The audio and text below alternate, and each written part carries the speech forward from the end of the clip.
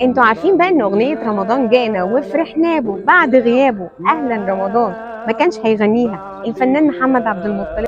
بص يا سيدي، الفنان احمد عبد القادر اللي غنى اغنية وحوي يا وحوي اياحة راح للاذاعة علشان يسجل اغنيتين، اغنية وحوي يا وحوي واغنية رمضان جانا، ولكن الاذاعة رفضت وقالت له انت لازم تسجل اغنية واحدة بس، فغنى اغنية وحوي يا وحوي لانه شايف ان دي الانسب ليه. الاذاعة بقى في الوقت ده كانت بتدور على اي مطرب علشان يغني اغنية رمضان جانا، بس كل المطربين كانوا بيتهربوا منها وشايفين ان كلماتها كده هابطة وانها مش هتبقى مسموعة. ومن حظ المطرب محمد عبد المطلب انه كان موجود في الاذاعة في الوقت ده، فعرضوا عليه انه يغني اغنية رمضان جانا.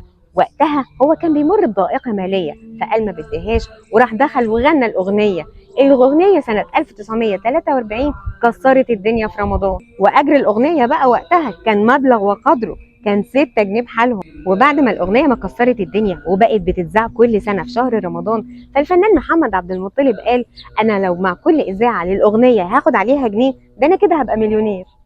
سبحان العاطي الوهاب، مش دي الاغنيه اللي كلماتها رفضها كتير من المطربين في الاذاعه وقالوا لا مش هنغنيها علشان كلماتها هابطه ومش هتدي صدى جامد؟ او الفنان محمد عبد المطلب غناها واشتهر بيها.